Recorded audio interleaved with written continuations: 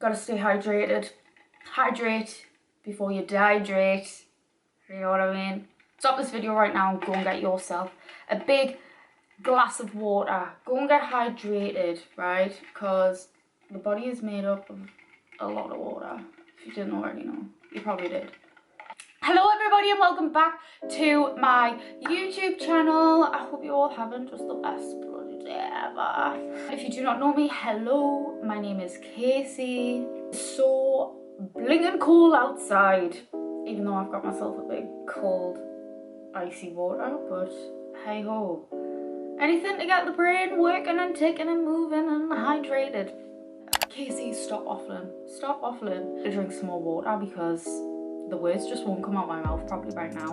Shall we start this again? Shall we start again from the top?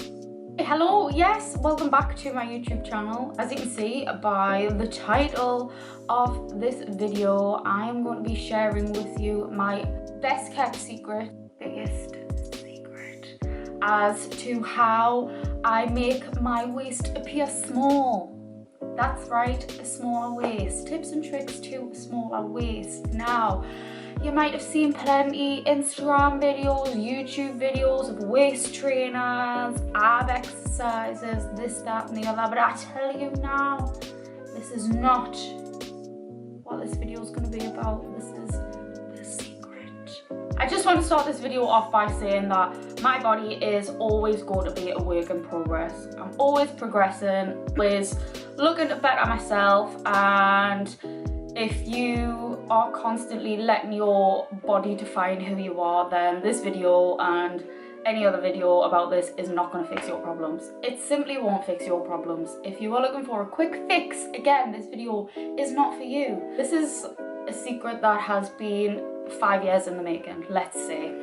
My fitness journey has been going on for the past 5 years, and my body shape now is a result of all of the exercises that I've been doing in that past time. If you are looking for the 3 S's I will stand by in my life: a cinched, snatched, stunning waist, you've come to the right place. As I've previously just said, kind of ab exercises that I do once in a blue moon. If I ever train my abs, it will be at the end of some kind of class that I do at the gym, because I have to do it because it's in their program. I will not go to the gym and dedicate a full day to abs, because when you train weighted abs, you grow on those muscles, and for some people that's great, right? If that's the look and appearance that you're going for, then go for it.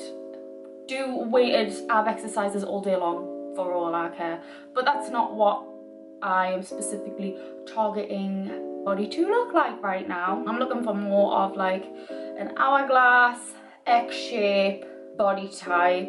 I don't know. But the more you train your abs with weights, obviously the thicker that muscle is going to get, the more it grows, the more kind of straight up and down your obliques and abs will be. When I do train abs, I'll train it to, you know, strengthen my core. I also get strengthening from all of the other exercises that I do. So leg day, again, I'm always tensing my core or engaging the abs to strengthen them again. How many times do you want to say strengthen in this video, Casey? Come on. Not something that I implement in my workouts. Now, what I do implement in my workouts and how I make my waist appear so small is I train upper body, preferably back lats. As you can see in this photo here, this is where I started, okay? In a calorie surplus, a little bit more body fat there, but I was still training just as hard. I was making sure I was getting enough protein in my diet to ensure that my muscles were repairing and growing when I had a calorie deficit. Once I had cut down, you could see that progress on where that was and where my body is now. Insert photo here, look at that. And I think because my back and lats have grown, it makes my waist appear smaller. That's the secret, okay? Now next, I am going to be showing you some of the exercises that I implement in my weekly, I say weekly, I train back like twice a week.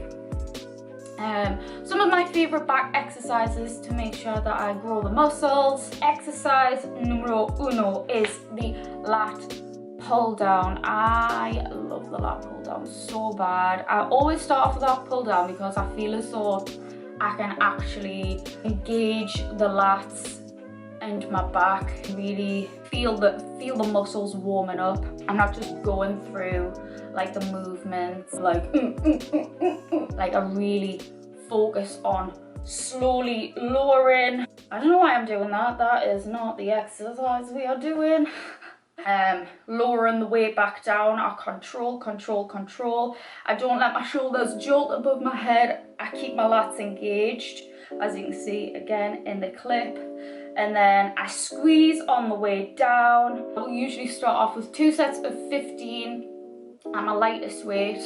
Then I'll jump right up to my heaviest weight of what I'm going to do, and I'll perform 8 to 10 reps. And then on the last round I will do 1 set of 12, and then once that's done I'm like, ooh, we're snatched, we're cinched, we're feeling it, everything's just nice and warm. Exercise number 2 in my back workout is the cable pullover. Now this has been my favourite exercise of all time. Any workout, whether it's legs, shoulders, arms, back, this is my favourite exercise ever. And I think it's because I can just, when I'm moving, I can feel everything working. I'm like, I usually do 3 sets of 12 to 15. Again, you've really got to control the movement. You don't want to let the weight swing up and down. If you're doing that, it's either too heavy or too light for you. You can be the judge of what weight you should be using and what you shouldn't be using, but if it feels too light, push yourself, go a bit heavier. If it's too heavy, then cut that ego out and stop trying to lift heavy in the gym and feel the weight. No one cares what you're doing in there, okay? Doesn't matter how heavy your weights are. Nobody cares what you're doing. Do it for you.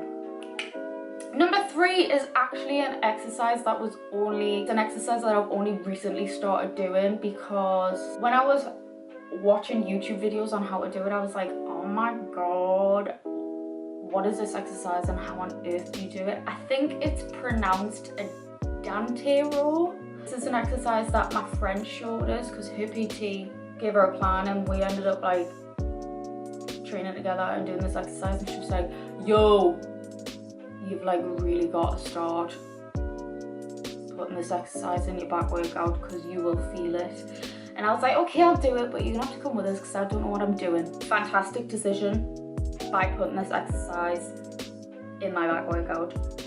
Holy heck, you can feel, you feel strong when you do this, right? Like bend over the back of the pad and you want your back be like parallel against the padding. And honestly, I know you might feel a little bit silly doing it because you don't tend to see people do it in the gym a lot, but go and do it. So make sure your back is parallel, and then you want to reach the ropes over your head.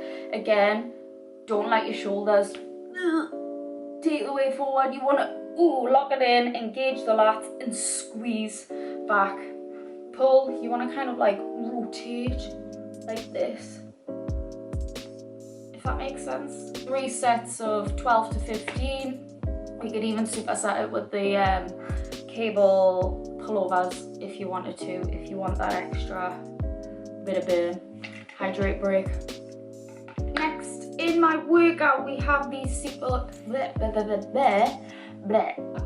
seated cable row machine. Now this actually works several muscle groups in your back. You've got your lats, you've got your rhomboids, spinal recti, lower trapezius is also being worked. Again, for every exercise that I'm doing, you want to really control the weight. When you're doing this exercise, it's really important that you don't let your shoulders round forward. Let me demo. You've got the weight, you pull it back, you're nice and tall, chest up, and when you let the weight go, so on the eccentric movement, you want to make sure that your back doesn't round forward. So curl the shoulders back, keep this nice and flat, and squeeze, squeeze. make sure that you don't open that circuit up, because it's not going to be any good for you and you're not going to be performing the exercise properly. Again, tips and tricks from Case. I love this exercise. I usually do about, it depends, 10 to 12, 4 sets. I try and increase the weight every time.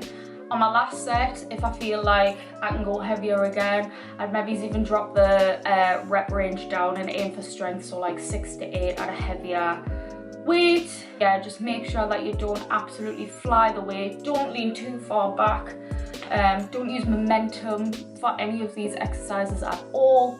Exercise on the agenda we've got, again, this is new. I was doing single arm bent over rows, which are great. I love a bent over row, but I've started doing bent over row on a Smith machine instead. Now I know the Smith machine, obviously you don't have much movement in where you can actually lift the weight because it's on a Smith machine. Popping this in the workout because I'm more stabilized, and again, I can't fly the weight up, so I'm just actually using my back. So you bend right over, grab it, pull it up, lower it back down. Nice and simple, dead easy. Whack some weights on the side. Three sets of 10, I think I'm doing at the moment. 3 sets of 10. And then I am obsessed with this exercise at the moment. Now I know in this clip what you will be watching, bars that I placed for our rack pulls was a little bit higher than what I usually have, but I'd already like set the weight up onto the bar, and to be honest, I didn't really want to lower, and I was still getting a great connection from what I was doing already. So yes, we have a rack pull. I try to go as heavy as I can on this exercise. I know at the minute I think I'm doing like a warm-up set of 12 reps, and then the next 2 rounds I'm doing between 8 to 10. I think I'm at about 85-90 kilos on my rack pull, and then the last round will be like a deload set. Take some weights off the side and just go for either failure or like around 15 reps. And then to finish off my workouts at the moment, I am going for pull-ups. I'm going for failure, 3 rounds of failure at the minute. To be honest, I think I'm only getting between 4 and 5 pull-ups, but if you think about the beginning of the year or the beginning of when the gyms reopened, I couldn't do a single pull-up. So if you were like me at the beginning of the year, then there's plenty machines in the gym where you can have like an assisted pull-up, pop some weight on. And when you pull yourself up, it gives you a little boost and assist, but you're still really working your back. Also, you could tie like a band around the pull-up station, pop your foot in, and again, help you with your pull-ups. This might not have been the video you were thinking, oh my god, I'm gonna get a really cinched tiny waist with watching Casey's video, and that's my secret. That is all I do. I make sure I get an adequate amount of protein in my diet. I train my back twice a week, like 1 big back session, and then I'll throw in some other back exercises when I'm doing like my posterior chain or something like that. It also depends on if you need to be in a surplus to grow your muscles, or if you need to be in a calorie deficit so you can actually start to drop a little bit of body fat to see what you have grown. Please do not let your body define you. You are on your own journey. We all have to start somewhere. Another big thing, and the last most important thing I have to say on this subject, is time and consistency is key. This is where I will be ending the video. I hope this has been a little bit insightful onto my key secret into how I make my waist appear smaller. Smash a day. Gonna have a great day. I really do hope you enjoyed this video. Do not forget to like and subscribe. I will see you next time for some more Casey loving. Have a great day. Bye.